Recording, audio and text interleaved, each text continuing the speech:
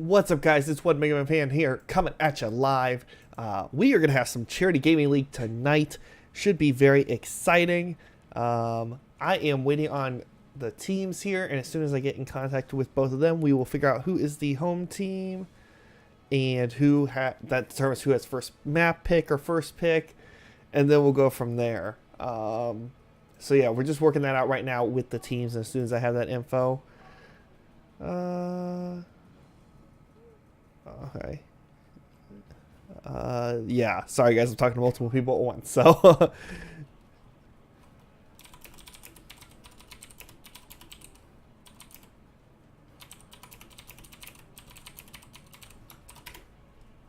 I'm gonna ask,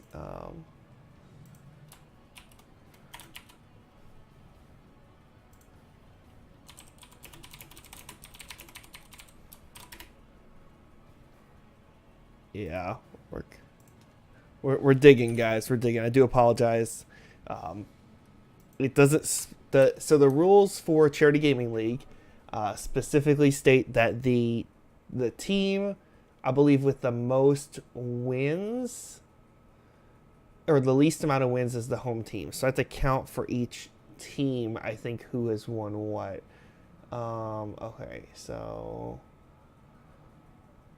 let's see.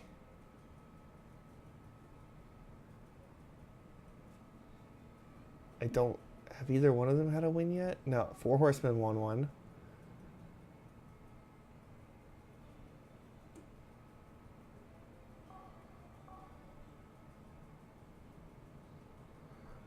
Okay. Okay, yeah.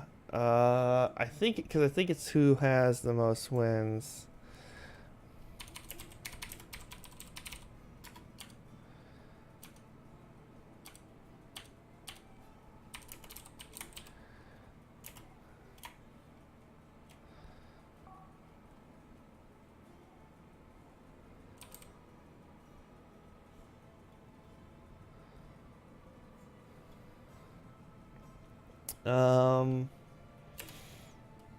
That's weird because it doesn't say. Sorry, guys. We're just trying to determine who actually has it because the rules state that it's like, so the teams are tied points wise from what I'm seeing here. So we get in-game rules. Teams play 2 per teams.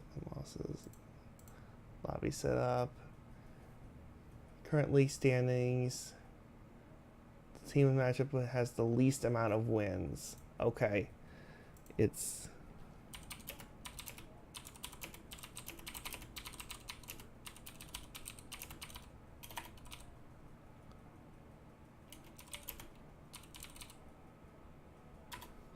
alright, so it's the least amount of wins. And again, guys, I do apologize. Melkor, Four Horsemen is lower, so they should be the home team.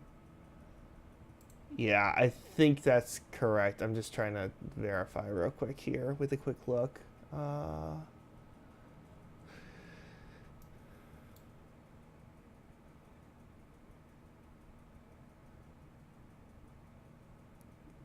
Four Horsemen had 1-3-0. And Skorpious. According to this, Skorpious hasn't won any, according to the website. If I'm reading this right. I really wish they had laid this out better. Sorry, guys. Again, do apologize about the delay. And, of course, the organizer's not online. Okay. Thank you, Melkor. I appreciate that. Alright. Four Horsemen played win. They're tied.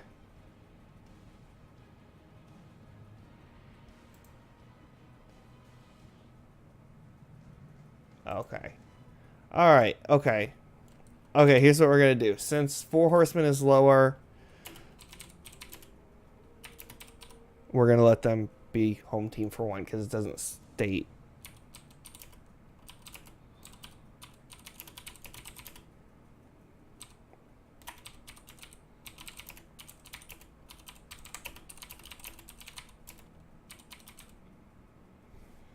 Alright, sorry guys. I just gotta get this to both of them.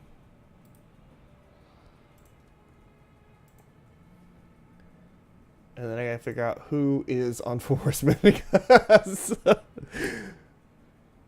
there's no nice, pretty list. Hang on here, guys. He said, do apologize. Participants. 4 Horsemen. No. Information. Key. Okay. Alright.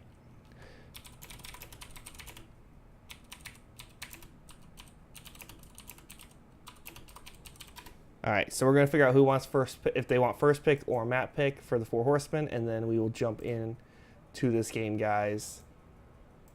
And again, like I said, do apologize about the delay.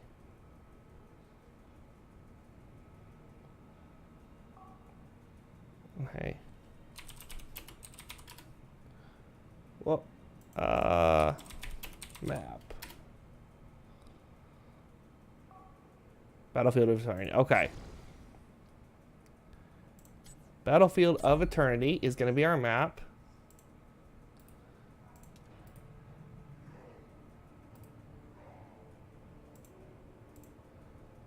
Why is he in game?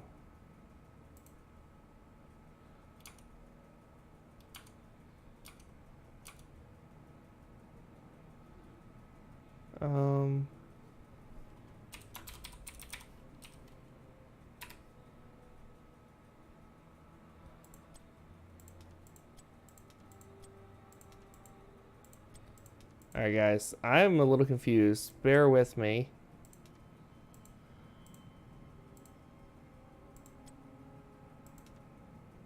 Hello, peoples.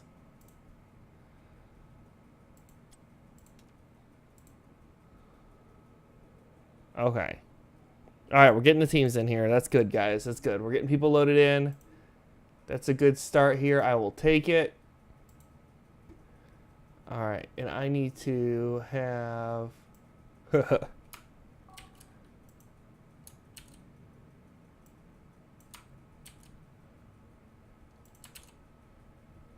them there and then there. No. Okay. I got it. I got it.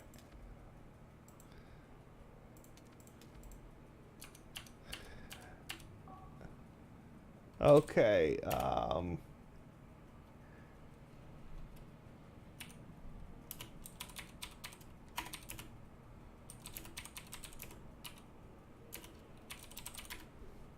Alright guys, just make sure we have everybody set on the right teams, etc. And as soon as I confirm that, we will jump into the first game here.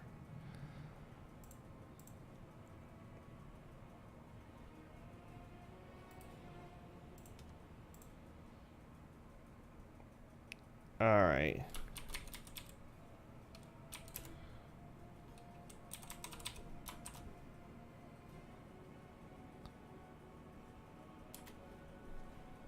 Alright guys, get the ready here and we'll jump right in.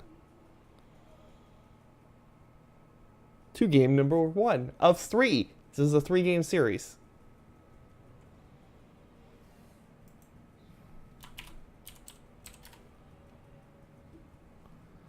And guys, don't forget to donate to Extra Life. We got that link in the chat. I will try to keep it posted.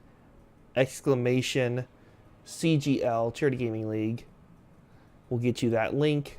Definitely check it out. Drop a donation. Would be great.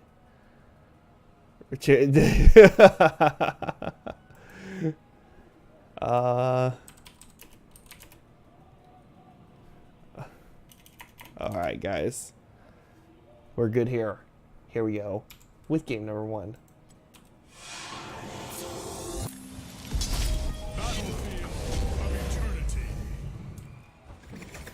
Alright guys, BOE is going to be our first map here. For this setup, we do have the 4 Horsemen in the red, and in the blue we're going to have Team Skorpious.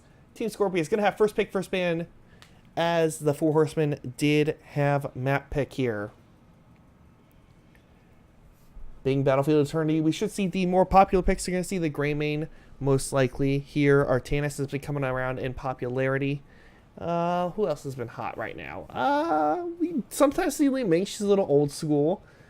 We might see Diablo come out just because he's very popular with his recent changes. Same thing with Lunara. And she also does some decent damage against Immortal. Could be a possibility here. Garrosh, popular ban right now. If we're looking, pro scene, we'd be looking at, what would be looking at? Probably Medivh or Maiev ban here.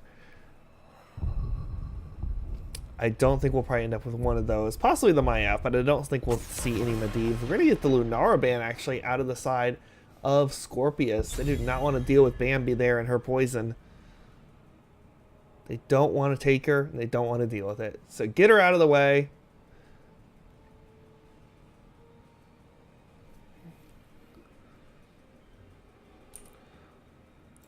Ban over to the side of the Horsemen.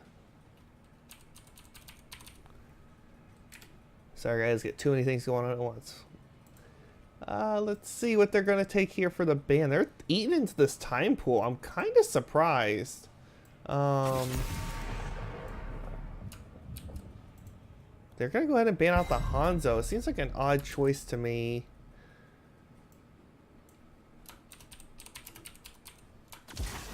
Victory above all. The Stukov first pick. This seems odd to me. Stukov's usually not your first priority pick here. I feel like there's a lot of heroes that really come into priority over Stukov, especially in that first pick slot. But for Skorpious, they feel like they just have to have that Stukov apparently. Although they may end up giving over some race potential here by not grabbing something like the Greymane, Artanis, something along those lines that can race down the Immortal.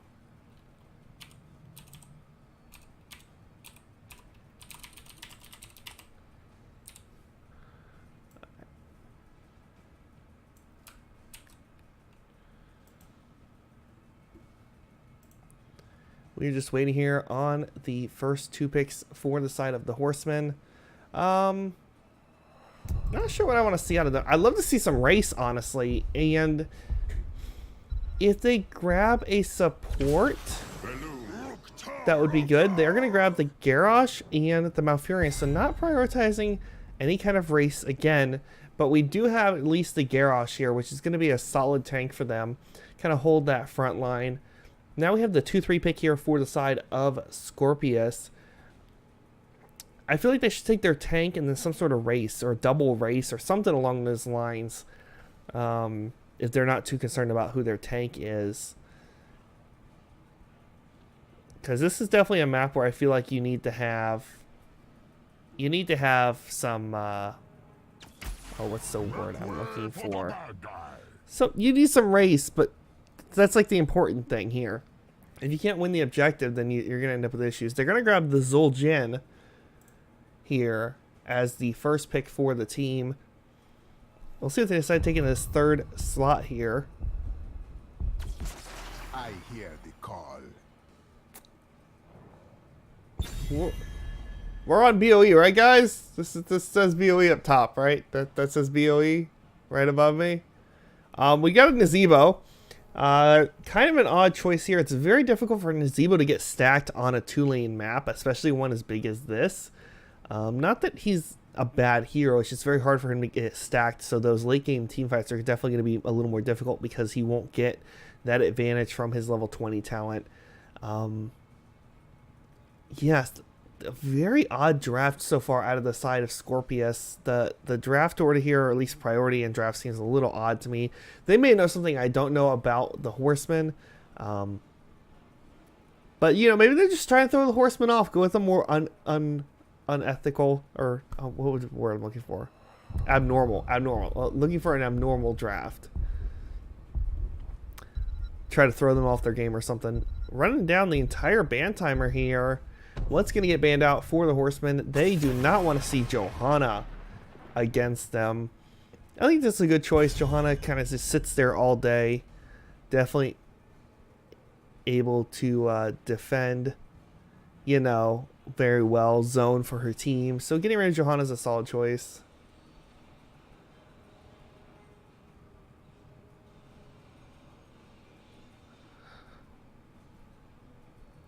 ban here for the side of Skorpious.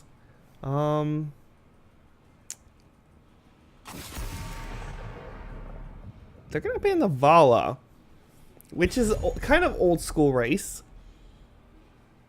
I really think I would have loved to see like a Greymane ban over the Vala personally. If I'm Horsemen, I mean, you already got the Garrosh who gives great control for your team. You got the Malfurion who's able to heal fairly well. Not too much burst healing, but heals fairly well, and there's not a lot of burst on Skorpious' side. I feel like they go with like a Greymane, for instance, and then go with something in that Soul Lane versus the Nazebo. Whatever you have that can win, Blaze could be a great choice for that Soul Lane. Yeah, Zul'jin, I'm not saying Zul'jin has bad race, you know, especially if he, you know, pops his trait and just eats his health down to nothing. But then that puts him in a really risky spot. Whereas you could go with something like a Greymane that doesn't have to pop a trait, just kind of dives in and he's good to go. Sonya's going to get picked up here for the Soul Lane for the Horsemen. That should be versus that Nazebo. Wait till they get a load of me. And then a Kerrigan. So Horsemen has said, you know what, guys? We're going to kill people. We're going to toss you back with Garrosh. We're going to root you. We're going to spear you with Sonya. Kerrigan's going to combo you. And if you're not dead at that point, then you must be the tank, because that's the only one that's probably going to survive that combo if it gets fully put together. 4 or 5 slot here for the side of Skorpious. They do need a tank still. They grab the Muradin and the Anub'arak. Okay, Muradin I'm good with. Anub seems a little odd. I do get the Cocoon's nice against the Kerrigan and Sonya. KV Strike. So what's funny is you guys are behind me by 2 minutes, so you don't see this pick that just got taken. But it's definitely not Cho'Gall. 5th pick here. I don't know what they take here.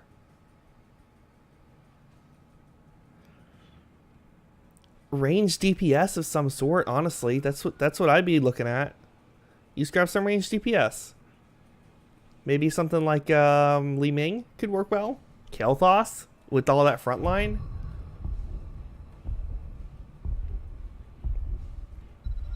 I mean, honestly, Kael'thas could fit really well there. Has some nice blow up. He doesn't have much race though. Tychus is a great choice. Tychus is going to be able to kind of zone off that front line there. Poke him down really heavy with that minigun. I think that's a good choice. Guys, we're jumping in to game number 2 here, or game number 1 here. Let's go.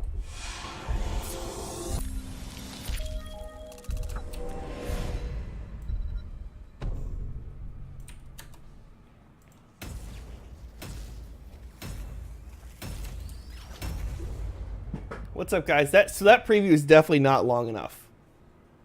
Definitely not long enough. I think we can agree on that. That video needs to be a little bit longer.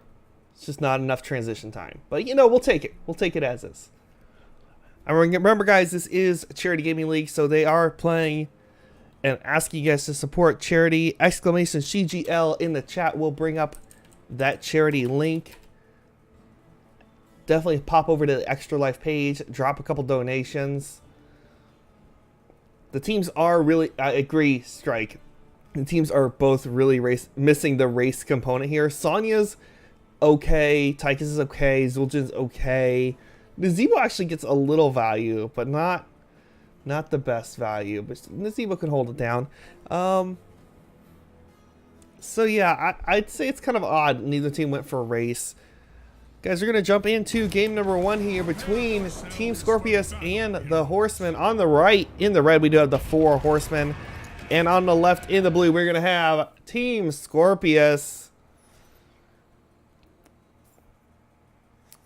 I'm interested to see what they do here, because they have double warrior. So, normally... This is going to be weird. So I think they're going to set... It looks like they're setting Nazebo top, which is going to make this bottom lane kind of tough for them, I think. We cannot tarry. like really tough. But we'll see. Murden gonna come down from the top. They will have a lot of front line here, but Zul'jin's got to put in a lot of work. And there is a lot of front line as far as up front heroes that run up and close and personal for the side of the Horsemen. Stukov gonna get that silence down, but actually because it's working okay. The Beetles from Anub'arak were able to kind of keep the wave pushback for the Horsemen. This is just weird. He's gonna have to let that go eventually, right? Right? He's just gonna keep hanging there. Quick look at the level and talents for you guys while the teams poke back and forth here. Tychus Grenade just misses Bill Nye there to get him knocked out of that.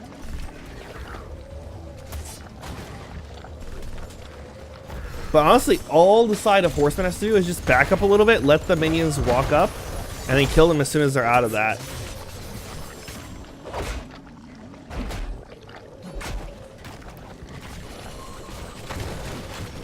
They do not have a lot of poke. That's why, see, the problem with the Tychus is it just makes it really difficult. There you go. Tychus finally going to break that silence there. That means Stukov's going to heal, but Judo Shop taking some chunk damage from Tychus with that minigun.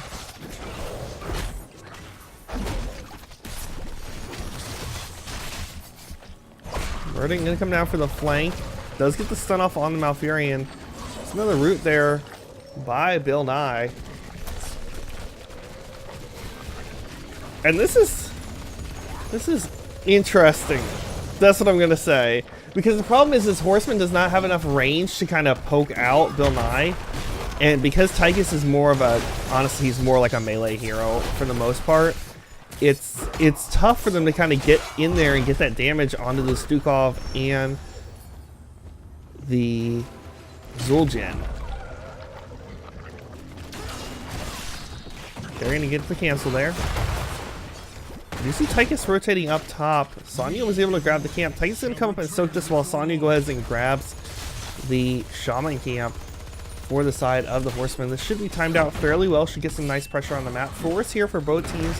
Lots of poke damage there on to Kerrigan. But again, there's not really any kill power or kill potential on the side of Skorpious to blow her up, which is going to make it a little tough. Bill Nye going to hang down here in the lane, going to clear up this wave.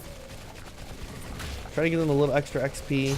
We're going to see the rotation also from the side of Skorpious over to grab their Shaman camp.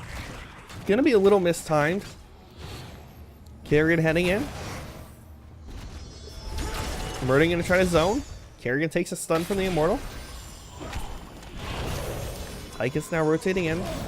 I feel like Horseman needs to try to fight that somewhere not under this Immortal.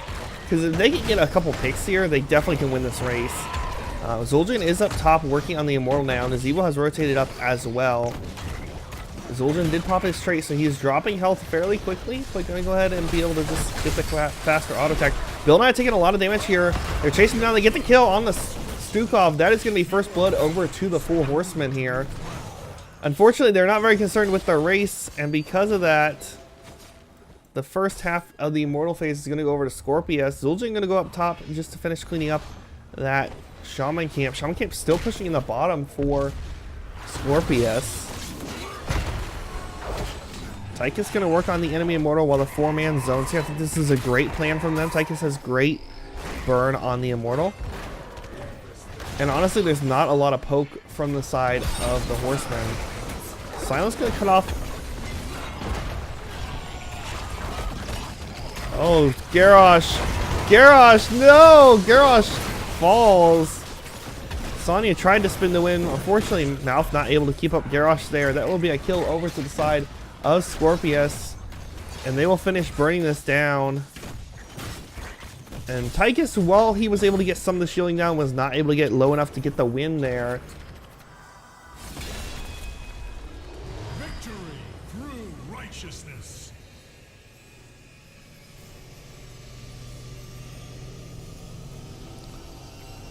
First Immortal going to spawn top. Looks like the team's rotating their 4-mans up to the top to help defend and push with this Immortal.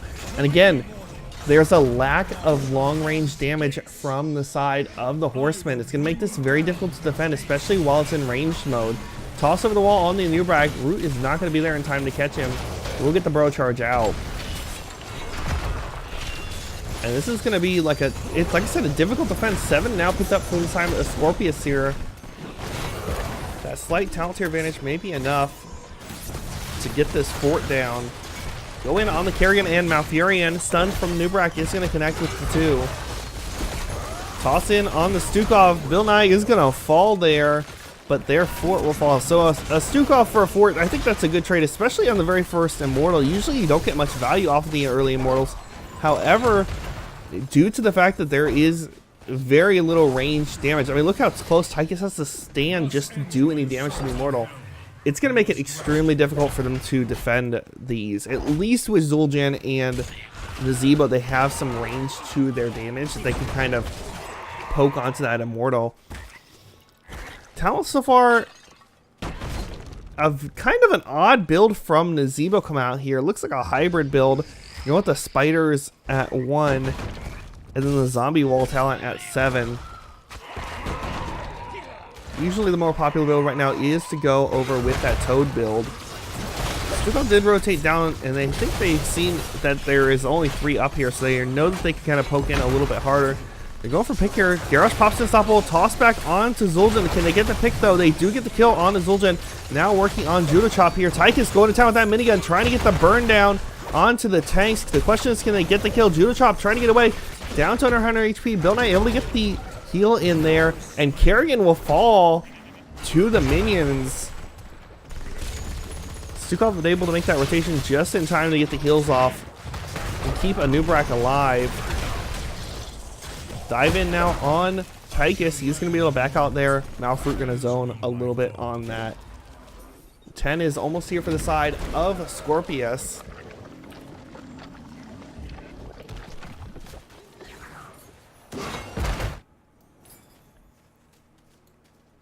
You can see teams rotate in to their shaman camp here on each side.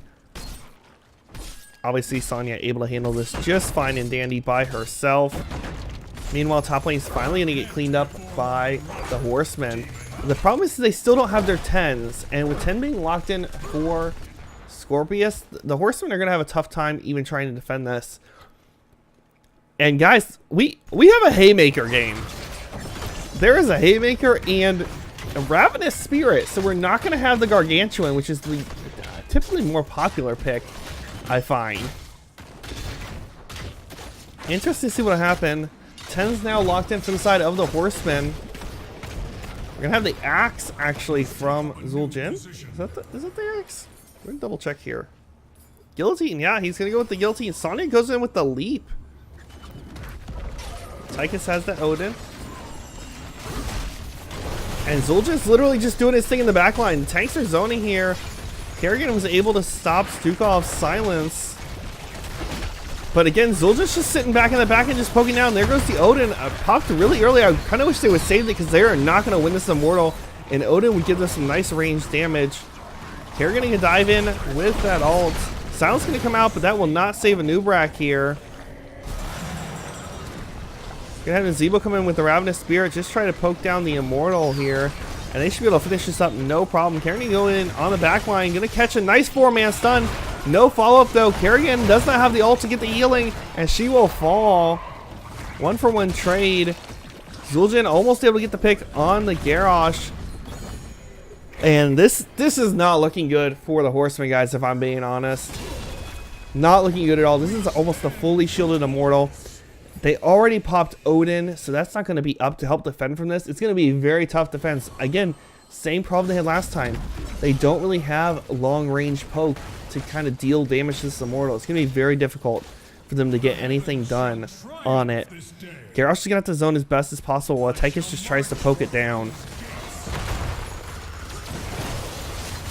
Combo from Kerrigan, going to land on the 3-man.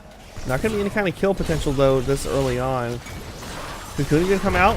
Tychus is going to burn this down fairly fast. Silence going to come out underneath there. There's the Haymaker. Unfortunately, not going to be the right way. Going to push Kerrigan back into her team. throw on the Zul'jin. Can they get the pick here? There goes the axe, gonna connect with the Kerrigan, and they will get the pick with the Muradin and a Nubarak there. So 1-for-1 trade in that fight. Immortal now in melee range. Tychus a little bit safer for him to poke. Odin back off the cooldown. Gonna have to pop it now to help defend. And this is definitely going to be the keep wall down here. I don't think they lose keep with Odin being back up at this point. But the keep wall will fall. The well will fall. Trying their best to defend here. Toss does not connect. It actually hits a minion instead of a hero. And that is going to be it for the second Immortal here. Rotation in by Skorpious to go ahead and grab this camp. Stukov with the zone there. Filling swipes to make sure he stays alive. Shooter Chop going to stay on that camp and just make sure that they do claim that camp while the team zones for him. The Nubarak did go into that Burning Rage at level 13. Sonya was able to capture the top camp. We'll provide some stall against the Nazebo up here.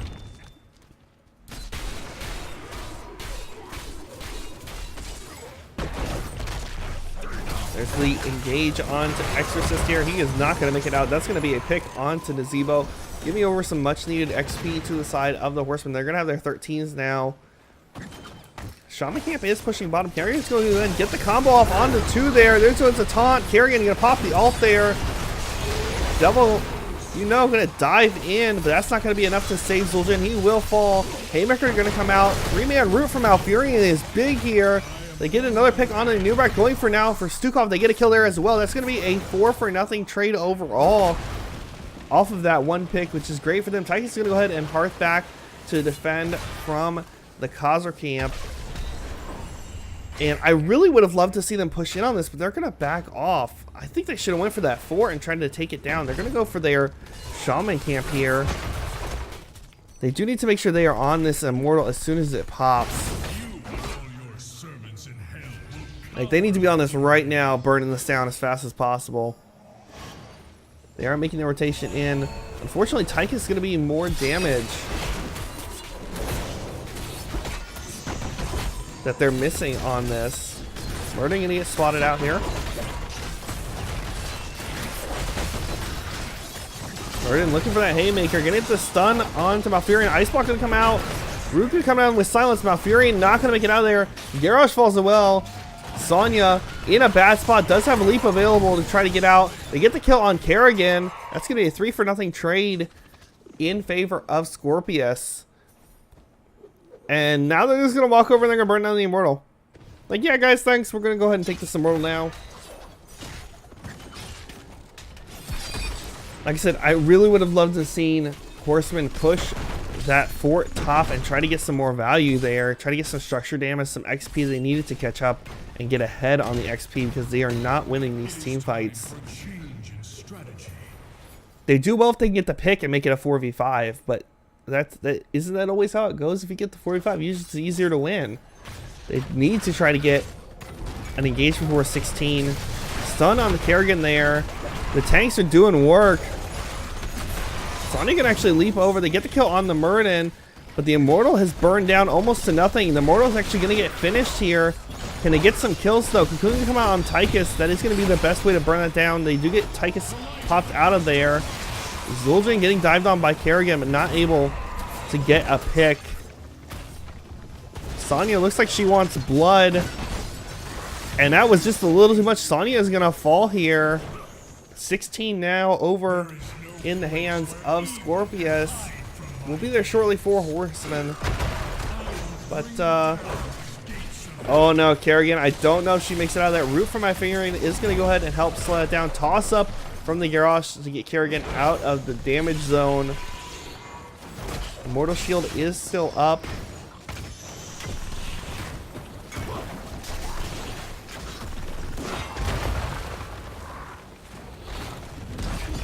They are pushing in here. Silence from the Stukov going to come out.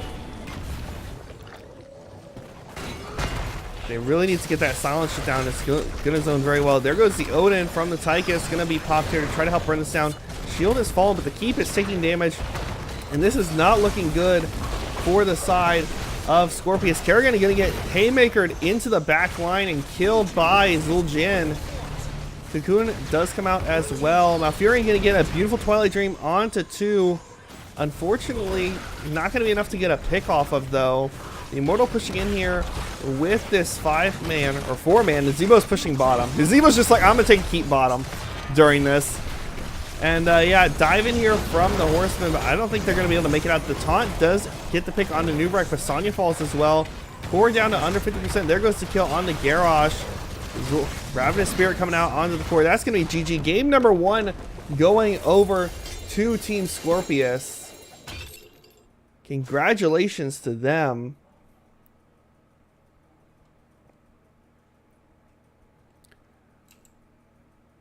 Guys, we have a quick look here for you on the stats and talents for anyone curious. Zul'jin 56,000 hero damage, and I mean honestly, the reason Zul'jin worked out so well for Skorpious is because there was just no long range damage from the side of the Horsemen. Tychus is just not going to be enough there, and there's too much dive, and just with the Anubrak Murden, it was just too hard for them to zone anybody off. So great job by the side of Skorpious. We're going to get into game number 2 here, guys. We're going to find out the map and go from there.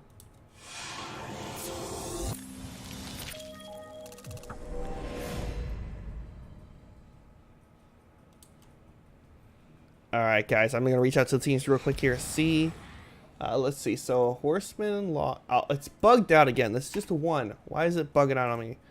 Okay. Alright, so 4 Horsemen lost, so Whisper. We'll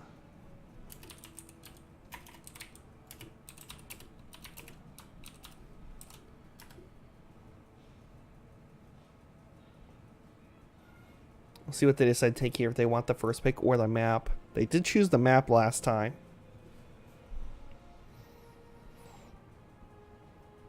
Hopefully they will inform us in just a second. As soon as we have that, we'll be able to get rocking and rolling with game number 2 here.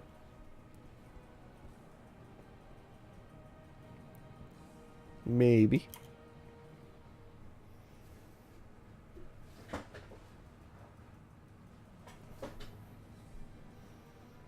Maybe.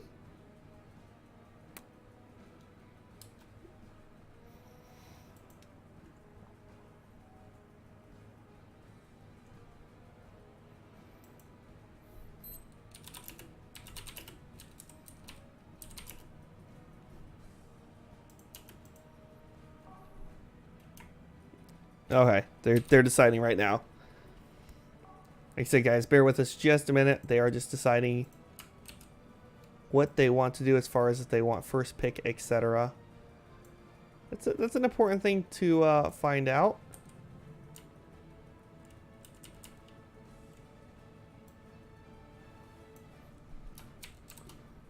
They want map. What? Braxis. Okay. We're going to Braxis. Hold on, guys. They decided they still want to pick the map here.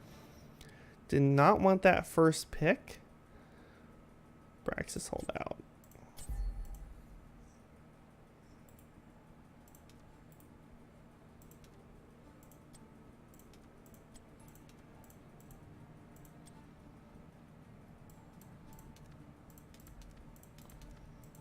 And first pick and ban will go over to Skorpious again.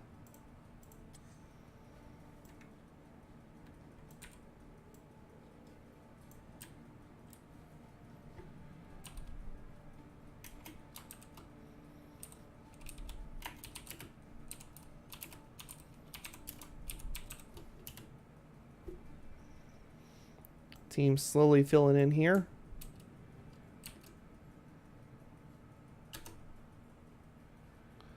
Alright, so we need to swap Kiri with... There you go. Okay, guys.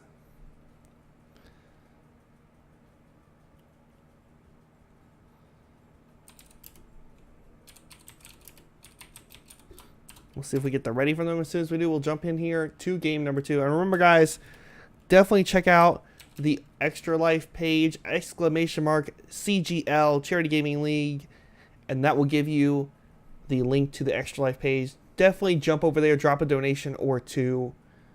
It's a great cause.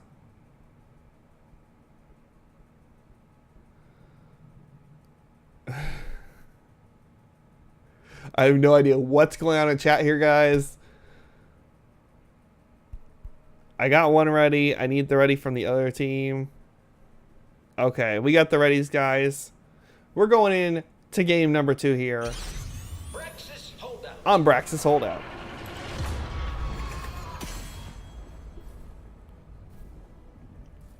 Alright, guys. First pick and man. Going to go over to Skorpious again.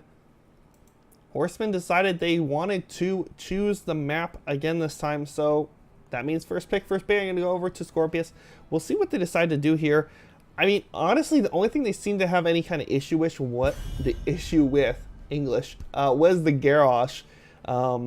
But even then, I don't feel like it was that bad for me. It was great for some ganks for Horsemen, but I mean, honestly, I felt like they ended up working out okay, although it was a bit of an unorthodox composition.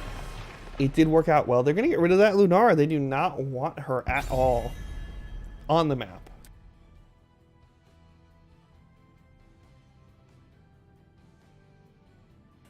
Ban now for the side of the 4 Horsemen. We'll see what they decide to do here. Interested to see what they decide. I mean, so I feel like the Horsemen's issue came down to draft. I feel like they just did not. That Tychus just needed to be something more ranged. Kael'thas, Leeming, something else that has some very long range poke. I think that would have helped them a lot. They're going to get rid of the Stukov. Stukov did cause a lot of problems for them, and he's also very good on this map. So getting rid of Stukov is a good choice here. Sylvanas. Okay. So Sylvanas is great if you win the Zerg wave. If you're defending, she's not the best. She does okay. She's not the best defender. You really want her for if you win the Zerg wave. That's a very heavy commitment from Skorpious here. Usually, I feel like you kind of want to take her a little bit lower down in the draft. You don't usually want to first pick Sylvanas. We'll see, though, what the Horsemen decide to do here. I feel like they need to just grab something like the Gul'dan, Kael'thas, something with some great wave clear. Phoenix works really well. You can go Planet Cracker. It does a great job defending. Also has some great poke damage as a auto attack hero / mage. He's more auto attacky than mage. But he's got some great poke. I feel like a Phoenix could work well. They're going to grab the Gul'dan and the Garrosh again. I like the Garrosh choice.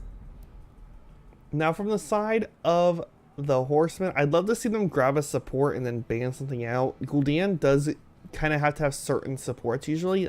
You wouldn't want to pair like an Uther with a Gul'dan. Not going to work out well.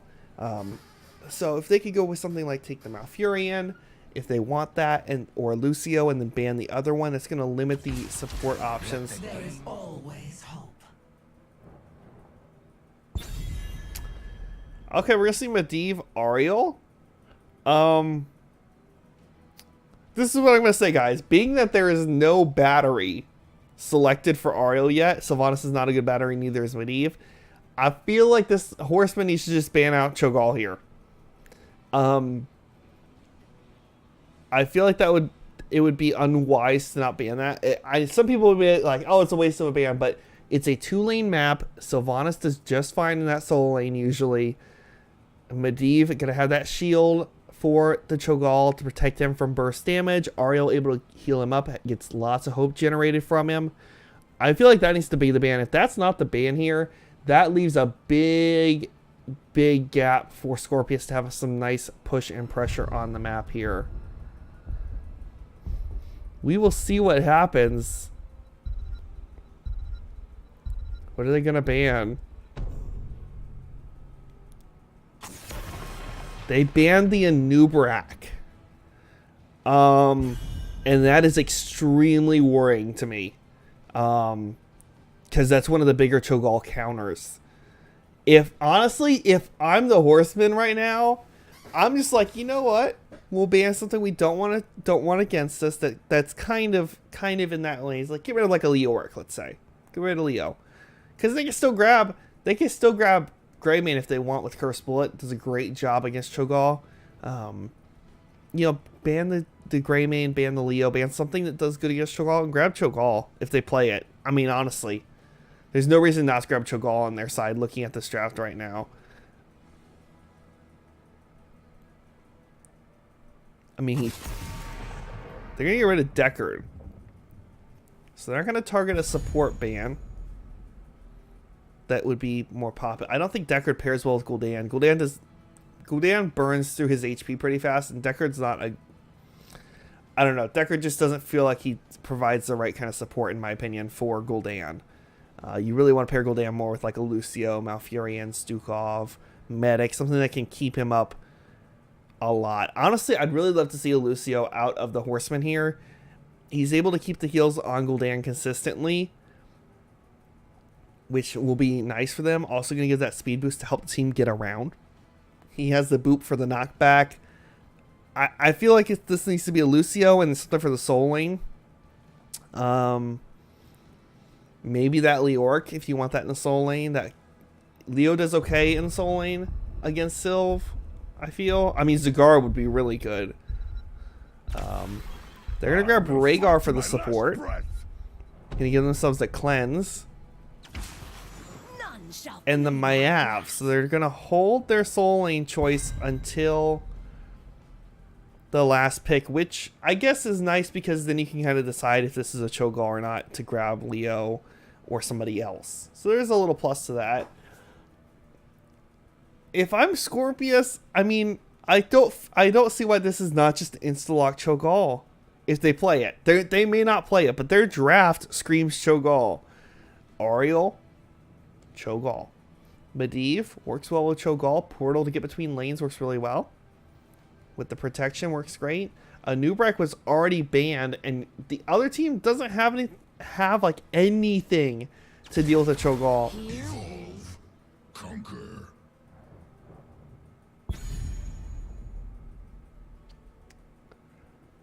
Okay, guys, I'm just gonna be honest. I don't know what's going on here. I'm just being honest. This is purely a comfort pick thing, I'm assuming.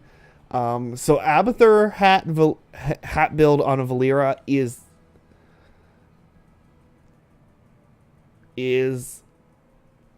great. There's a 2-minute delay.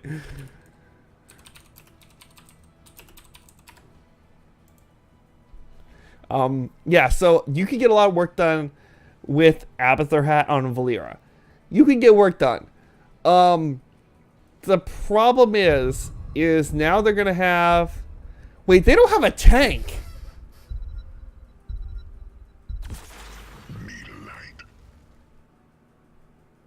They don't have a tank.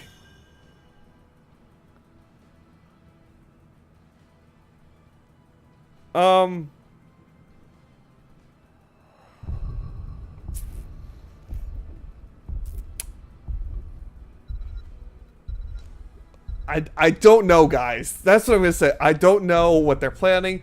If I'm just like looking at this as a pure draft as is, I'm giving it over to Horsemen. They have a great draft for the map. It's gonna work really well. Garrosh does well. Blaze does well in the soul lane.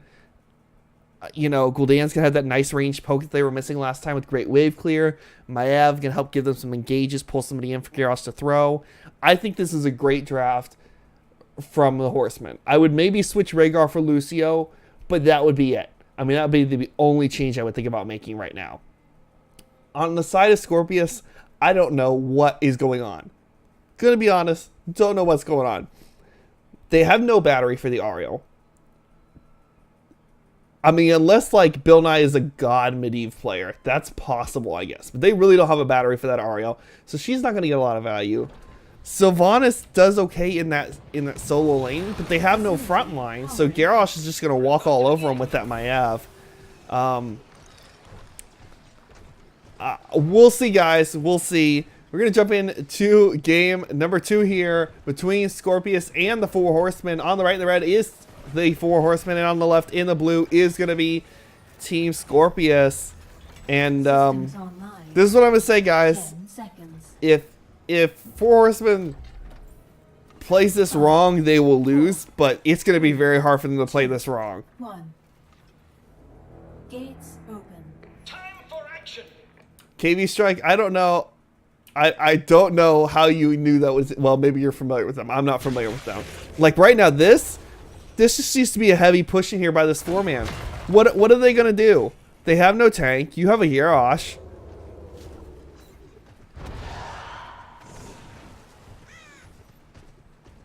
Like this just needs to be... Why are they being so passive? Like, I feel like this thing, boom, clear this lane, wave with the Gul'dan, get a pull in on somebody, toss them over the wall, and you're good to go. Where's the pull? Where's the pull? Come on, get the leash. Nope, no leash. First blood goes over to Skorpious. No leash from Mayav at all. I don't even know, guys. I don't even know. I feel like this should just be an easy win. But so far, it's not looking good for Horsemen in this bottom lane. Top lane, they are getting some value because the Blaze is going to be just against the Abathur, who's going to be popping back and forth with his hat.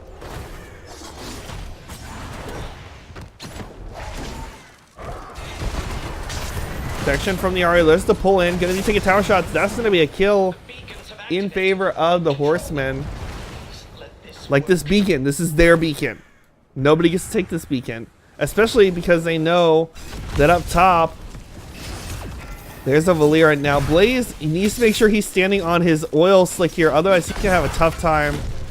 Gonna get the nice stun there. Gonna get down the Valeera to under half health. Gonna make her back off there. And this is gonna be channel started for the side of the Horsemen. Toss in on to the Sylvanas. She is not gonna make it out. Garrosh still holding this point. Blaze falls top to the Abathur hat. Valeera.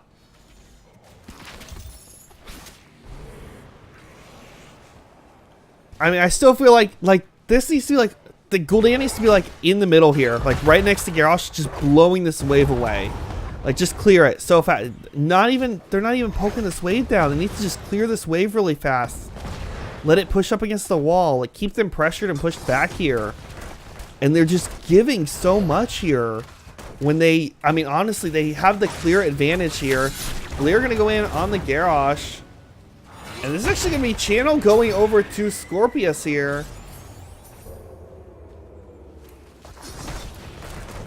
Force picked up for both teams here. After they're going with that hat build.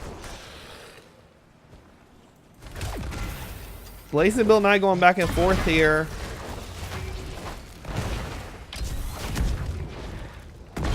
Meanwhile, on the bottom, we're going to get a kill on to the Ariel. Point going to go back over in favor of the Horsemen. Now, like, Blaze knows there's 2 up here, which means they know that there's only 1 bottom. Like, this needs to be, like, clear this. Get on the wall. I want to see pressure from Horsemen. I feel like this is... I don't know. Honestly, like, I feel like they're playing so passive here. They need to be more aggressive. There's going to be the leash. They get the pull in. They do get the kill on the Valeera there. Blaze fighting up top with Medivh over that point. Looks like they will get that, and that should be enough to finish up this channel. And Zergwave is coming now, and this is dangerous for the side of Skorpious. It's going to be very difficult for them to clear this Zergwave. We're actually going to have a full rotation from both the teams up to this top lane. Blaze is going to come down to the bottom of Soak. Abathur did move down to the bottom.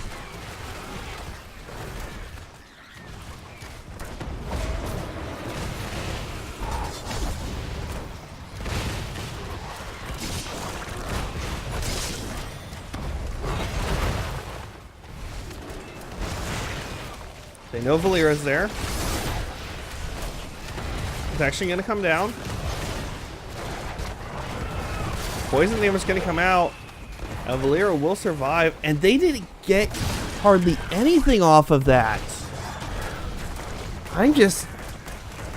I feel like they're playing, again, so passive. They have their level 7s now. I'll show them some excitement.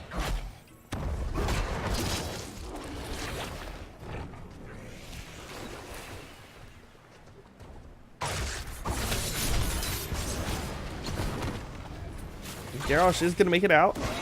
Or Rhaegar, sorry, is going to make it out there. From that little bit of poke from the Valera. And Medivh is forced to be bottom now against this Blaze.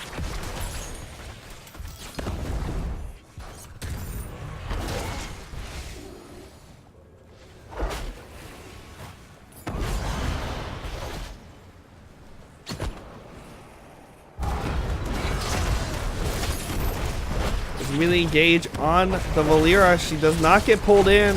They get the pick. They do get the kill. So another kill going over to the side of the Horsemen here. Quick look at stats for you guys. And the combined healing of all three people on Skorpious who have healing abilities is still under. Or no, it's a little over. It's a little over what's being done by just Rhaegar solo. But not having that front line is very difficult.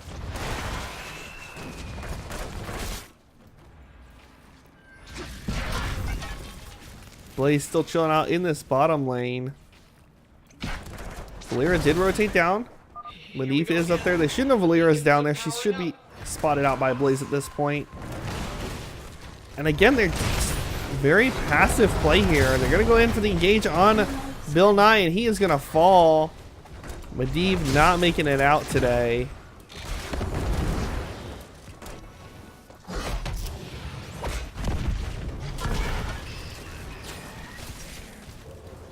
Valera going to take some tower shots there. Is going to make it out A-okay. Control of those beacons. We don't want to face angry Zerg.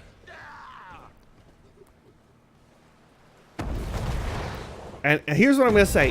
If Horsemen is going to play this passive, especially if they get this Zerg wave again. Oh, they got the kill on Sylve. That was good. If they're going to play this passive, though, again, with the Zerg wave, they really need to push the opposite lane. They're going to make the rotation now. Rhaegar going to get stunned here and silenced.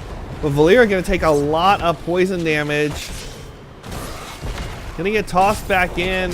Valera going to fall. 10 is here for the side of the Horsemen.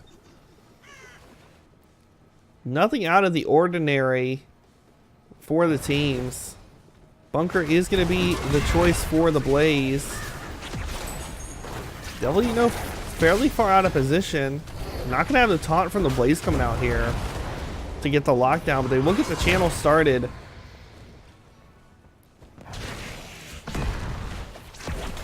Rhaegar actually going to work on the hard camp here solo.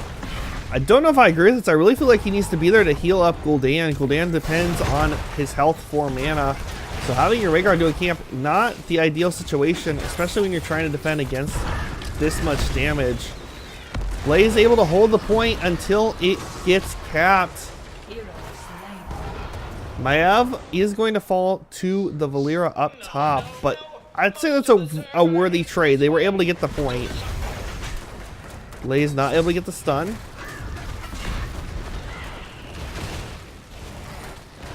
You see the pushing here from all 5 members of the Horsemen. Valera going to rotate down. They do get the reveal on her.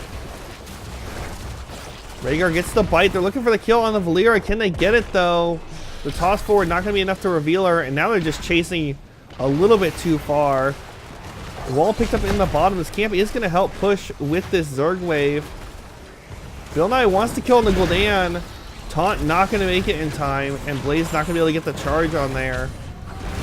There goes the mind control from the Sylvanas.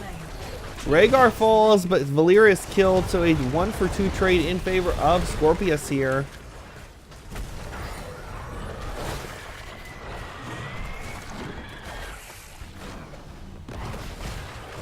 Is it safe out there now? Yes. And I'm gonna say this, guys. I didn't expect the game to go this way. I mean, both Zerglings picked up by Horsemen and very little done with them. Not a lot of map pressure from them in between the waves. And now that 10's here for Skorpious, it's going to make it even easier for Skorpious to get these picks, etc. that they need to keep this pressure up. Valeera going to get spotted out here. Whip away. Unstoppables was popped already. Pull in onto the Valeera. Garrosh looking for toss. Going to get the toss onto the Ariel. Taunt going to come out on the 2. Forefire going to come down as well. Can they get the pick? They get the pick on the 1. Stasis going to come out. Pull in. The Warden's Cage is down. There goes the mind control. Rhaegar drops the cleanse.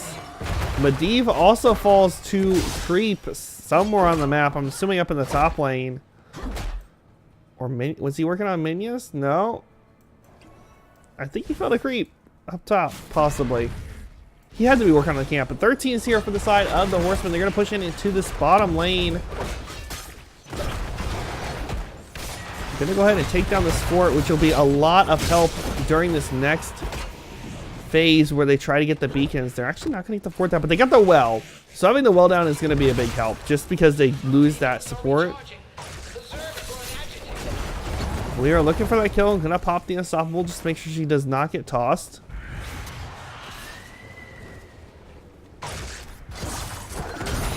Garrosh not the next target. Protection going to come out. But Rhaegar going to pop the Ancestral on to Garrosh here.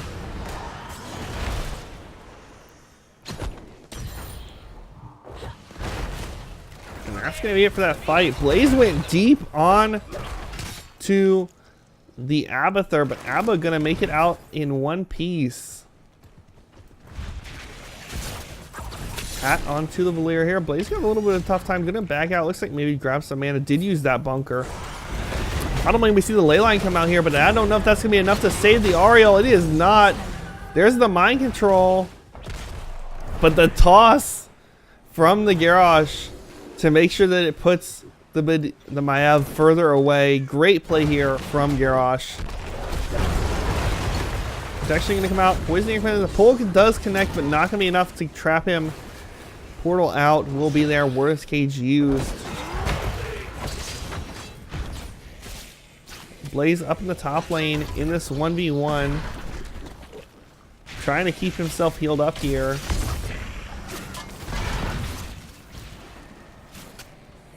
Meanwhile, in the bottom lane, we're going to have the continued pressure from the Horsemen.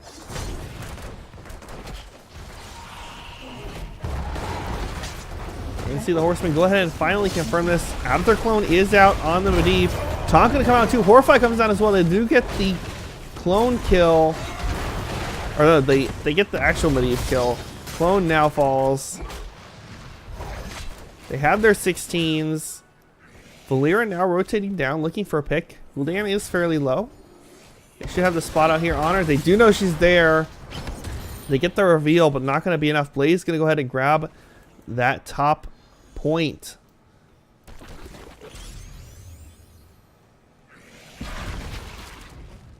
That will start the channel. Unfortunately, he backed off of it, but on the plus side, he doesn't have to worry about getting picked off by an Ariel Valeera, because that would just feel bad.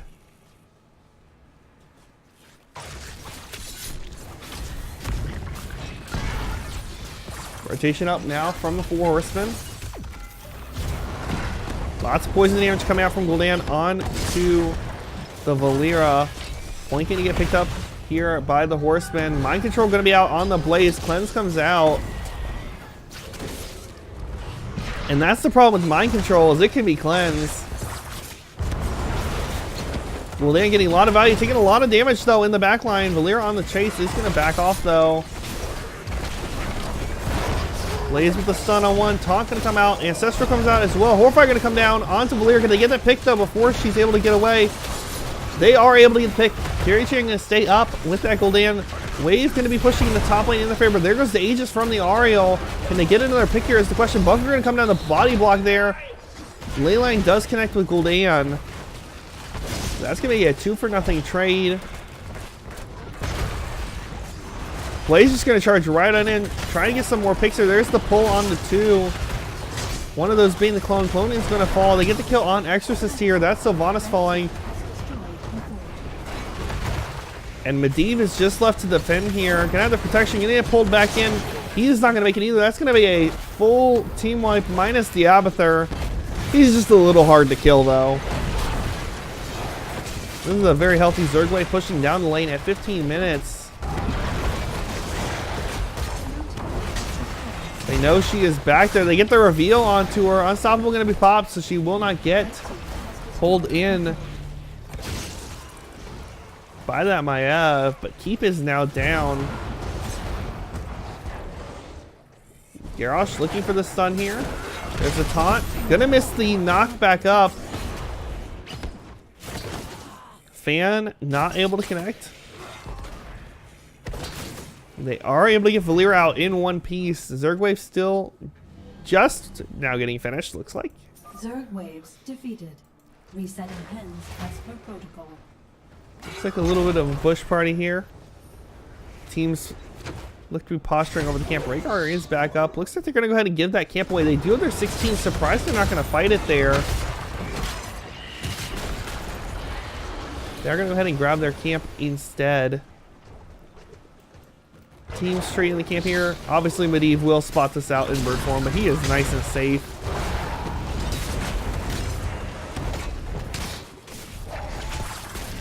$16 not quite here yet for Skorpious. Abathur are going to try to get that for them. Quick look at talents for you guys for anyone curious. They're going to get spotted out here. There goes the CC chain. Poison damage coming out from the Gul'dan. Slow, pull back in. Protection is there, but she is not going to get to that portal. Body block's going to come out.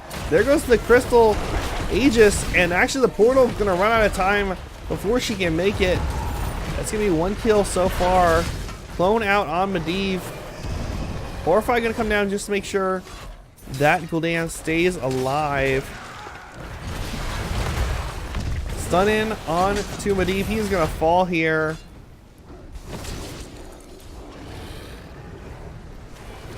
That's going to be a 2-for-0 trade so far. Team looks like they're rotating into the boss. I think this is a great choice to go and grab this, get the pressure on the map. They do almost have their 20s as well. Not much else to do on the map, and with Medivh being down, that's going to be the biggest control of this point with that ley line.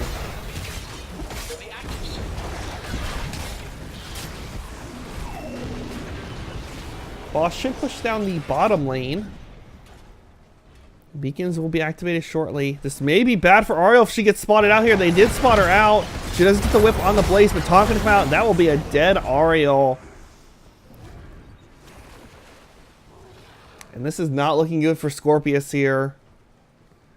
Horsemen have control of the map. They do not have their 20s, but we got beacons coming up. Blaze is going to go up top. Valeera going to go up and try to stall him out some. But with the boss pushing, honestly, I mean, this is dangerous for Skorpious. I feel like Valeera should just go ahead and grab the point. She's chasing for a kill here. I don't know if it's going to happen. Sylvanas did get pulled in and killed. Blaze dropping the bunker. Not going to make it out. So a 1-for-1 trade. But the boss is just like, yeah, we're going to take your keep. Bill Nye going to get poisoned to death here. Channel was finished in favor of the Horsemen. Zergwave going to push down this bottom lane with the boss. This should be GG. They have their level 20s here locked in.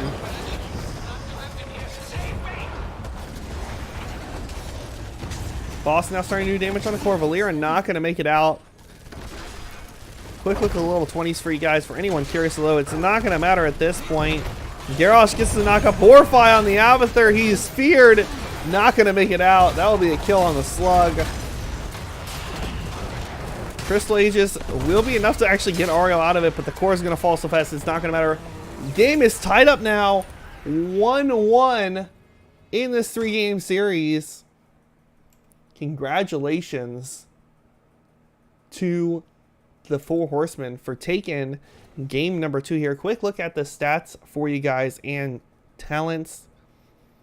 This is more for the VOD, so people can pause the VOD and check those out.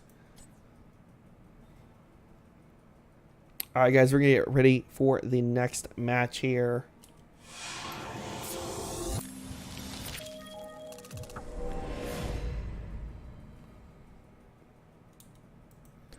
All right, guys, so we're gonna go ahead and find out what map we're going to.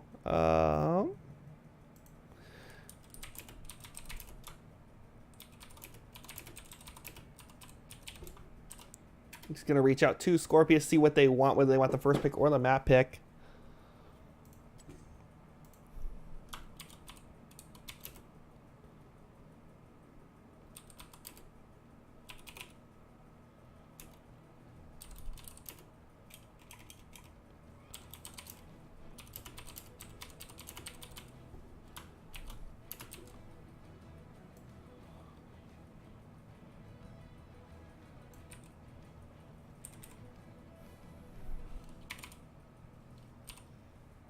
We're just waiting to find out what they want, guys. As far as if they want the map pick or the first pick here.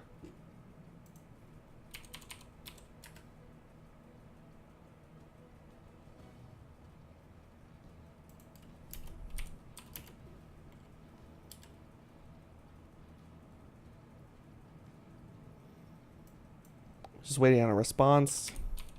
As soon as we have that, we will go from there.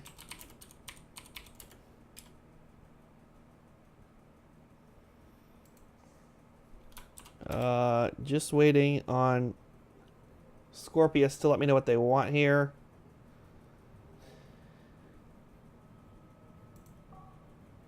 Okay.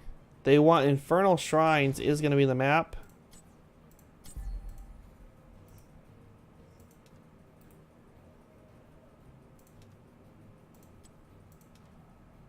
So first pick and ban are going to go over to the side of the Horsemen. We're going to get them in the lobby here, guys, and then jump right in to this third game.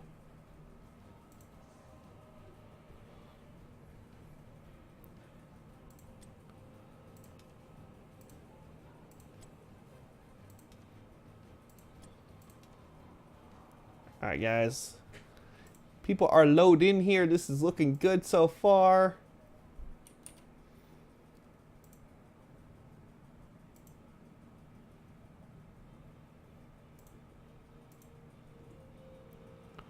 Waiting on one more member here, guys. As soon as we get them in here, we'll get rocking and rolling with game number 3 of this 2-game series. Again, just a reminder, this is Charity Gaming League. If you do ! CGL in chat, you will get that Extra Life link.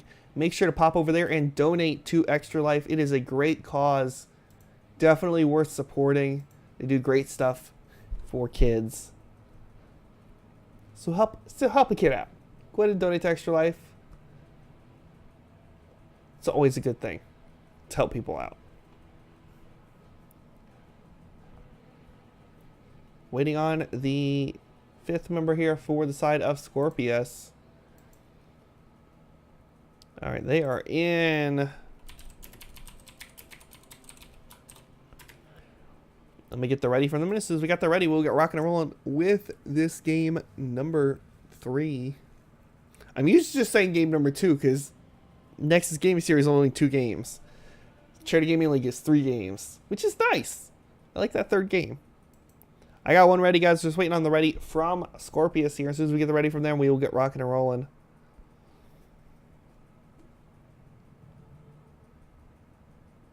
Maybe.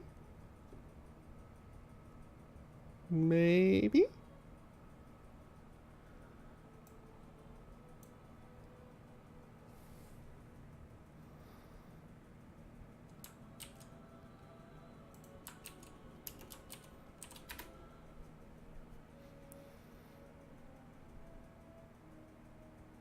Maybe. Sorry, guys. I'm just waiting on the ready. I gotta have that before I hit the button.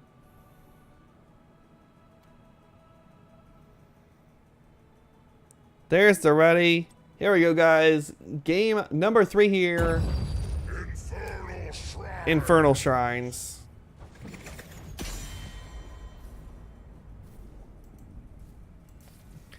First pick a man going to be on the side of the Horsemen this time. Map was chosen by Skorpious. We will see what gets banned out here. You know, the go-to Lunara ban from Skorpious, I'll be curious to see if Horsemen feel the same way and want to get rid of that early, or what they decide to do here.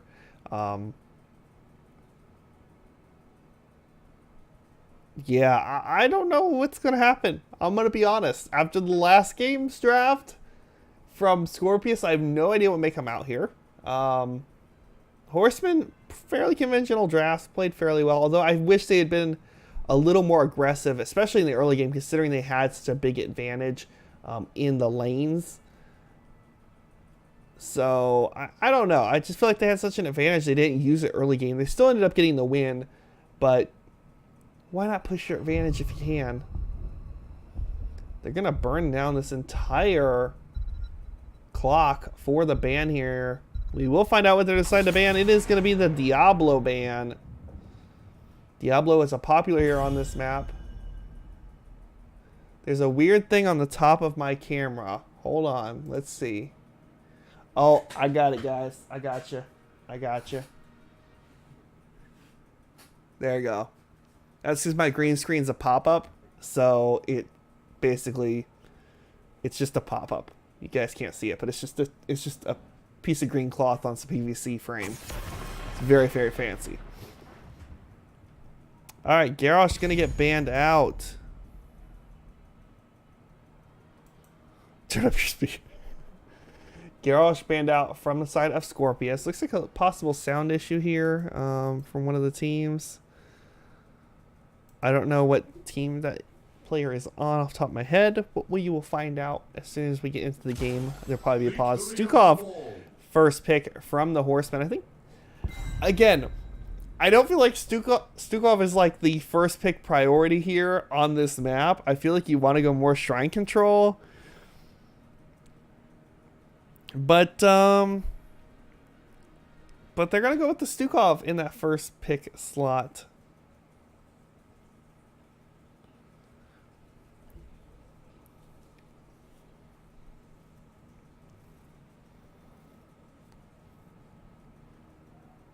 One-two slot for Skorpious. I'm assuming, so one of the players was having Discord problems, so I'm assuming they're holding their picks until they get everything reset. Ready for action. Muradin Dahaka. Okay, so I like the Dahaka. Great choice on this map. Good soul lane. Gonna give a global option. As far as the Muradin goes, I think Muradin can work out okay for the team. I don't feel like you need to draft him this early on, though. I feel like they could have went with a DPS or support there. And by waiting, they may end up in trouble for that by not grabbing something there. 2-3 slot here for the side of the Horsemen. I'll be curious to see what they decide to do here. I'd love to see them grab their soul lane since they already know Dahaka's in the soul lane. Go ahead and grab that if you want.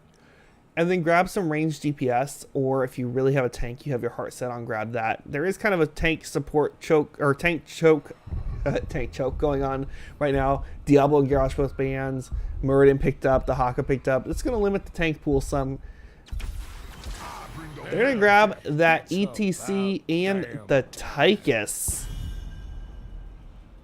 So ETC Tychus here for the side of the Horsemen.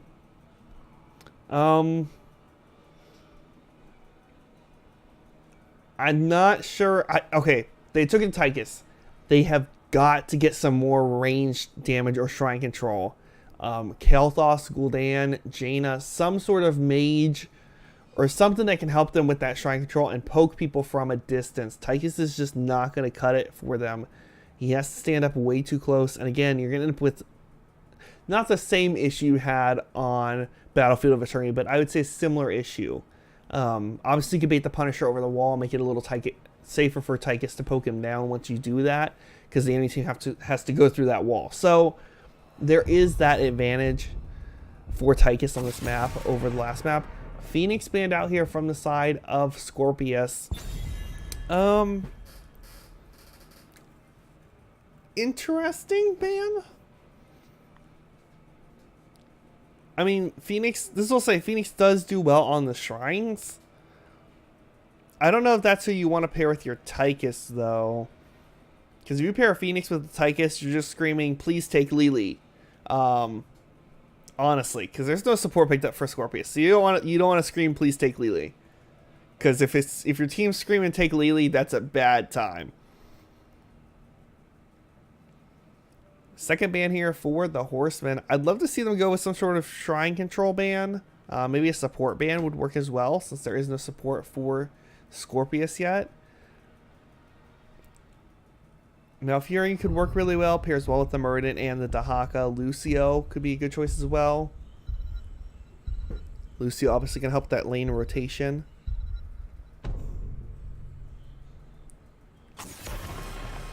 They're going to ban out the Malfurion here. The roots do get a lot of value, so I think the Malf comes a little more in handy here than the Lucio, but obviously Lucio, that nice consistent healing, doesn't have to worry about really mana per se. He just kind of just chills and it's always healing. 3/4 slot for Skorpious. I'd love to see them take a ranged DPS that has some sort of shrine control and a support. What they're going to take is a Tracer Sylvanas.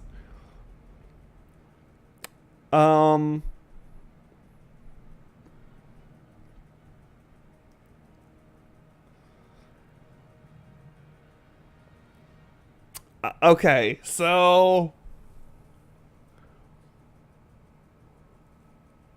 Sylvanas is good to push with any objective that pushes. So Sylvanas, okay, I can get behind the Sylvanas a little bit. She's not going to be in the Soul Link. She has the Dahaka for that, so she's kind of able to kind of sit with the team, rotate between that mid bot, assuming they do the traditional 1/4 split where you have the 4-man rotate between mid and bottom lane here. Tracer, good for getting picks. However, is going to have a little bit of a tough time because her range and Tychus's range, I believe, are fairly similar. So Tychus should be able to poke her as well when she's poking him. In Stukov, she could get a blow up on Stukov. Mayav, Sonya, I like this rotation. So Sonya, great in the Soul Lane, does well against the Dahaka. Mayav is going to be able to do her little leap into the air, which will avoid pulse bomb damage, which is great. So as long as the Mayav player times that right, she won't have to worry about that damage. 5th pick here for Skorpious. Normally, I'd say they need a support. However, last game they didn't even take a tank. I would like to think that maybe they learned from their mistake about not drafting at least a tank, a support, and a DPS. It's pretty standard. You got to have at least one of each of those, and the other two can kind of flex. They're gonna grab the Morales.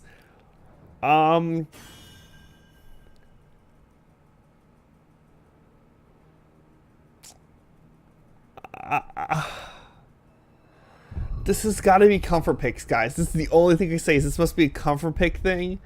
They definitely don't have necessarily dedicated players because Bill and I was playing Medivh last turn, last game if I remember correctly, and now he's playing a Morales, which they're kind of both supporting, but it must be more of a comfort pick thing, or maybe they just flex off depending on what they want to take.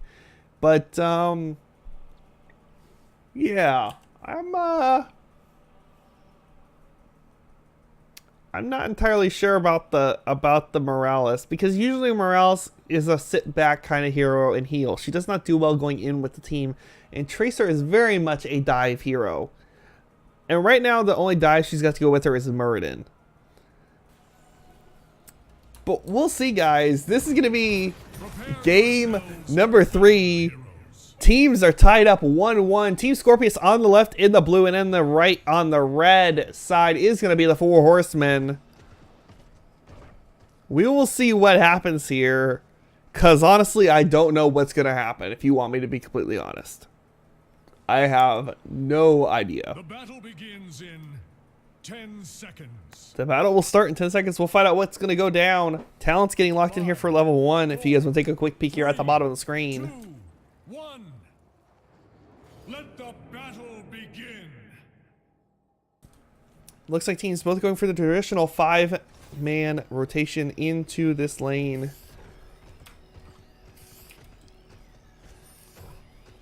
Sylvanas already down in that bottom lane. May try to get some early pressure. Sonya making that rotation up to the top. Tychus is rotating down. They do know Sylvanas is down there because she is poking on that wave. ETC looking for something here. Not going to be able to find anything though.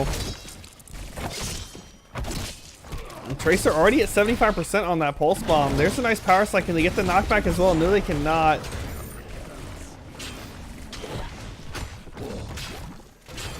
So they're not going to go with a traditional 4-man rotation. Neither team is. And Tracer's just going to town with a poke here, and it's working. Tychus kind of having a tough time down here in this lane against the Sylvanas.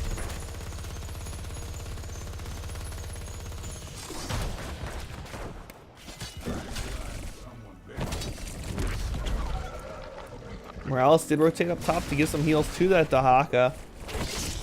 Get him all tapped up nice and neat.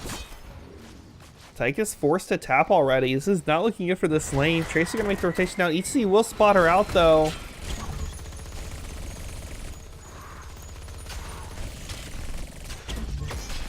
Pulse bomb going to come out. That is not going to be enough to get a kill. ETC with a nice power slide and the knockback, but Morales is there to just heal right on up that Tracer. She's going to poke in on the ETC. Get him fairly low. Not going to be able to get the kill there. And this is... It's unconventional, guys. It's unconventional. But so far, it looks like it's working out in Skorpious' favor. Mayav going to make it out just in time. Going to head a Hearth back. Meanwhile, up top, we do have these soul laners going to town here. Both of them have some self-sustain of some sort. Haka with a nice tongue, but not needs to pull her. He needs to pull her down into tower range to get that extra damage. 4 is here for both teams, guys. Shrine is going to be top. Tychus fairly low. I really like to see Tychus just go ahead and Hearth at this point, get full health. Let Stukov clean this up. Power slide in on to Bill Nye. Now they don't know that Tracer doesn't have the pulse bomb. Mayav fairly low. Gonna get the jump back through, but not gonna be enough. Tracer will get the kill. That's gonna be first blood over to Skorpious here. And honestly, bad timing with this shrine. Tychus down in that bottom lane. Make sure they get the soak. Tracer looking for a potential gank here. Getting some nice poke. Tychus just needs to go with the 1v1, I feel. He's not putting any pressure on her. Gonna just go into Hearth. Now we have to fight over the Shaman camp here. It is still aggroed. Murden chilled in this bush. They gotta know Murden's there. They definitely know Murden's there. Sonya will be able to go ahead and pick up this camp. ETC gonna catch out too. Has a nice power slide there. Tongue gonna come out from the Haka. No power slide back through. I really wish they tried to get some more lockdown here. Power slide actually not gonna do anything. Judo chop down to under half health. He's gonna go ahead and Hearth, but it is the Haka, so he will be able to get back up here fairly quickly. Shaman is gonna be pushing this lane.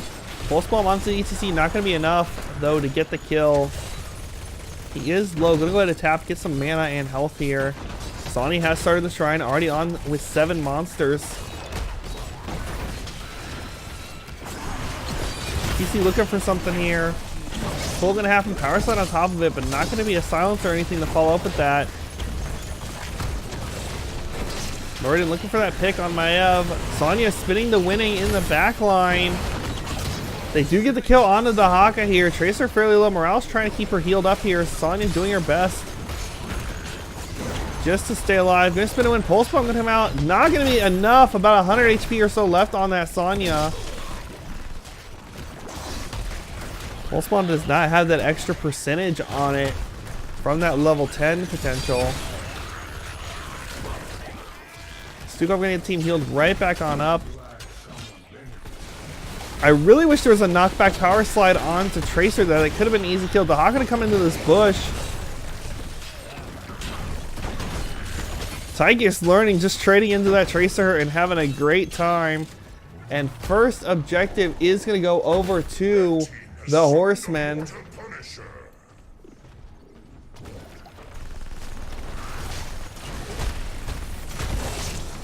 Isaiah, no problem, man. And guys, remember, we do have exclamation mark CGL in chat to get that link to Extra Life. Punisher gonna get baited over the wall. Not gonna be a ton of value. It is an early Punisher and a Mortar Punisher. Honestly, in my opinion, it's the worst of the three. At least the Frozen one gives you some lockdown potential, and then obviously the Arcane Punisher gonna be the best there. Rotation on Sylvanas. Is she gonna be okay to get out of here? She used the Haunting Wave. They should have seen that. ETC gonna go into Power Slide and the knockback. Sylvanas will not make it out of this. Use that Haunting Wave a little too early. It's gonna be another kill going over to the Horsemen here. Up top in the left, we're gonna see the Shaman Camp worked on here by the tanks. But the invade onto the Cosmo will give a lot of value to the Horsemen. Tracer gonna spot this out and poke a little bit here, but not much she can really do. She does have Pulse Bomb available, but honestly, she can't really do anything about it. She kind of just poke in a little bit and hope she doesn't get killed. ETC may be able to get in a Power Slide if she rotates wrong. They're going to come back in. ETC going to get the knockback on Tracer. No Power Slide on top, but can actually work on zoning the Murd in here. I feel like they need to be trying to put this pressure onto the Morales instead of the Tracer. Pulse Bomb going to come out. And just enough health to survive for Maev here.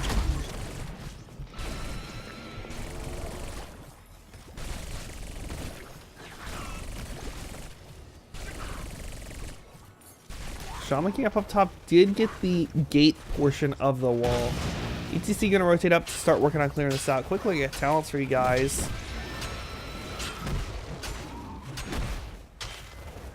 ETC went with Hammer On. It might be a misclick. It seems like kind of an odd choice for an ETC. It's not the normal go-to. Pulse Bomb gonna come out on the Sonya. She will fall here. Kaza Camp getting value with that Merc Queen from the Sylvanas. Putting out some nice damage here. 10 is in though for the Horsemen. Nothing out of the ordinary. We do have a stage dive on the ETC, which honestly, okay, I know you have the Haka Global against you, but I really feel like this needs to be a mosh pit against this team. I mean, I guess Sylvanas did go with the Mind Control again instead of the Wailing Arrow, so might work out better for them. But ETC taking stage dive didn't. Normally at level 7 you want to take your abilities to do extra damage to like kind of do AoE damage when you pop your ability at 7, and that's able to help ETC clear the waves extremely fast. It's something he's normally not able to do. By not taking that, Judotrop's going to win out this lane. ETC's just not going to have the wave clear for it, unfortunately. Shrine is activated. This is going to be an Arcane Punisher. We'll see what happens in this fight here. Tracer almost has enough for the Pulse Bomb. Quick look to see. Tracer did go with the 8% damage on the Pulse Bomb, which is the usual go-to for most Tracer players. Tongue comes out on the ETC. Silence gonna come out. Warden's Cage gonna come down. Connect with a few. Murden fairly low. Murden is gonna fall. Does not have the extra health from the Avatar. Tracer will fall here as well. Mind Control was not going to be enough to get her out. It's 2-for-0 trade in favor of the Horsemen. About 20 monsters or so picked up in favor of Skorpious, but now they're going to have to back off and wait for those two to get up here, which means that this Punisher should go over to the side of the Horsemen again. Mind Control going to come out. Should be a Tongue to follow up. Tongue is actually on to the Tychus. Burrow from the Dahaka. Very risky play here. ETC down in the bottom lane soaking, which is great considering he does have that stage dive. Gonna make sure he gets full value out of that ultimate.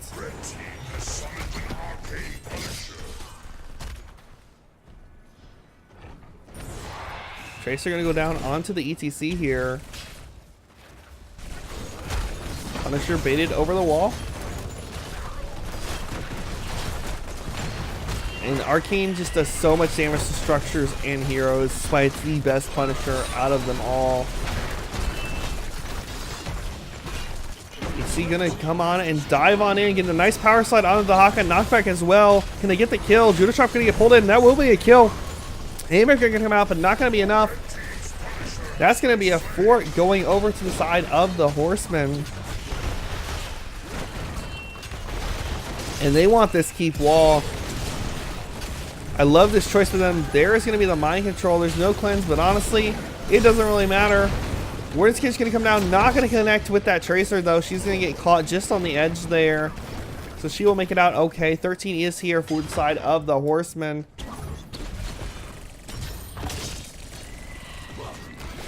Tracer trying to poke. Does have that pulse bomb back up, but nobody low enough to really drop it on.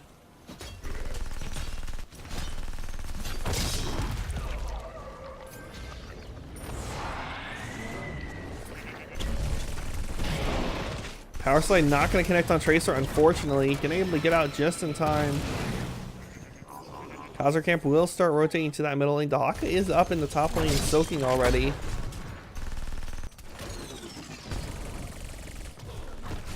We should see ETC make that rotation up there. Looks like he is going to start to head up that way. Judo Chop able to get the 2 towers here, which is great for them, especially when the next altar spawns in the top. Okay, one is barely alive, but let's be honest, that's not really going to matter too much here. Quick look at talents as 13 is here for both teams. Pushing in the bottom lane from the Horsemen.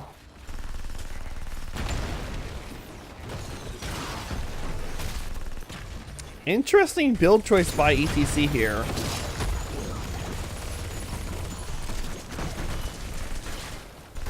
Tychus able to get a lot of damage out here. Tracer, though, beating him out with 37,000 hero damage. Unfortunately, they have not really had the kills for her to get any kind of advantage from that level 4 talent. She's not able to get that stacked up to get that bonus damage. Sylvanas pushing down the middle is going to have a response here from the Horsemen. They're going to make that rotation in. Started to Hearth, decided to mount up and try to escape that way. ETC will spot her out here. Silence going to come out. Heal from Stukov is going to be there, though. Meanwhile, in the bottom, Pulse Bomb going to miss. Tychus will survive. Sylvanas falls, as does the Haka in the top. So the missed kill by Tracer. Going to be big here. Going to poke in on Tychus again, but he will be A-okay. 16 now in the hands of the Horsemen. And they are looking to be in a great position for this next shrine. They are going to go ahead and take the Shaman Camp up in the top right here. Going to have that pressure on the map. ETC going to go ahead and push up with that wave. He does have the stage dive available. The Haka burrowing in now. And honestly, they need to get on this ASAP. I feel like ETC may have just needed to come down it right away. I understand why you get value with stage dive, but I don't know. There goes the ult from the Haka. Tongue is going to miss. It's just going to be a wasted ult. Going to buy them a little bit of time. Again, I feel like ETC needs to get down here. There comes the stage dive. Going to connect with 2 with the slow. Going to have the tether on the 2 and the pull. Going to connect. The Haka is going to fall. Haymaker going to knock Tychus into the back line. Tracer trying to poke down the Stukov. But honestly, they may have let too many of these monsters go over to Skorpious before they made this move. Sylvanas now going to push down that top lane. So they need to make sure they get this. Silence to split off the Morales. And this will be a Frozen Punisher going over to the side of the Horsemen. Power Slide going to connect. Tracer with the recall, but not going to make it out still. Odin is popped. Sylvanas forced to come back here. Medic going to go ahead and pop the medevac just to make sure she gets out okay. There's going to be the isolation again from the Dahaka.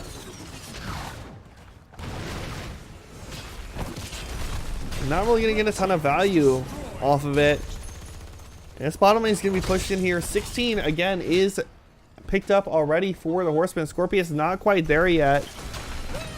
Sylvanas trying to get that 4 in the top to make sure they get it before this fight. Was unable to. Mind Control, Haymaker both still available. The wall is going to fall here.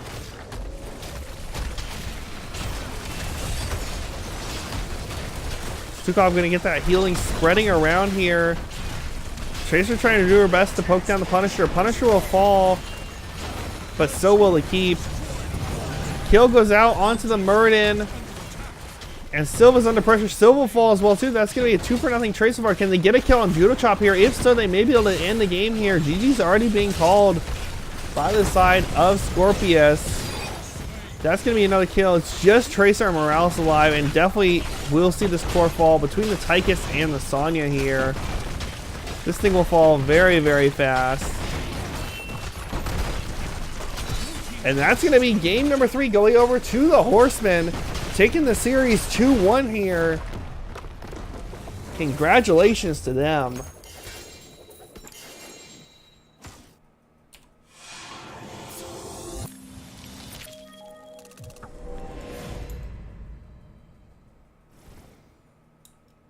Alright guys, quick look at the talents and stats for you guys for anyone curious. Isn't it so pretty? Again, you guys can always pause the VOD. Very interesting build of these. So normally, like I was talking about, at 7 here, you would take the AoE damage from your abilities. That helps you clear the waves if you want to pair it with Stage Dive. Mic Check is not something I see very often. Yeah,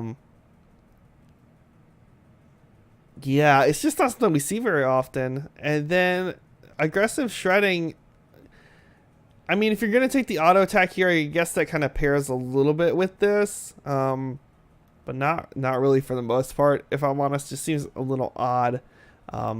Tracer actually going with the reactivate on the reload. So putting in the work and doing stuff manually. Did put out 64,000 hero damage, almost 65,000, but was not able to get this level 4 stacked up more than a couple, I think, at the most. Alright guys, that is going to be it for tonight. That is our 3-game series. Again, congrats to the Horsemen taking series 2-1 against Team Skorpious. Thank you guys for hanging out. Definitely in chat, you're going to see, you could type exclamation CGL in chat. CGL. And that will give you the link to Extra Life. Definitely go check out the page. Donate to them. This is obviously Charity Gaming League. So that is the charity for the leagues. Definitely pop over that page. Drop a donation. It would be greatly appreciated. I am one Mega Man fan. Thank you guys for hanging out. You can find me here normally on Tuesdays and Thursdays, streaming Heroes of the Storm and other stuff. Up above is that follow button. I'd appreciate it if you pressed it. It means a lot to me. Down below is the Twitter link. If you guys want to see what games are coming up, I usually post on there. And then if you guys really like me, there's always the subscribe option as well. Thanks for hanging out, guys. Always feel free to check out Charity Gaming League and just Google it. You'll find it's real easy. Or just post in chat, message Isaiah or me. We get you a link to Discord, etc. for sure. But thanks for hanging, guys. Hope you all have a wonderful, wonderful evening. And let's see if is this even working? We're gonna see if this works, guys. I'm gonna say goodnight. Hopefully this transition works smoothly since I'm using a new setup. But I hope you all have a wonderful night and a great holiday weekend. I'll see you guys all on Tuesday. Later. Take me away from home. Show me all the places I've never known. The world chase the night.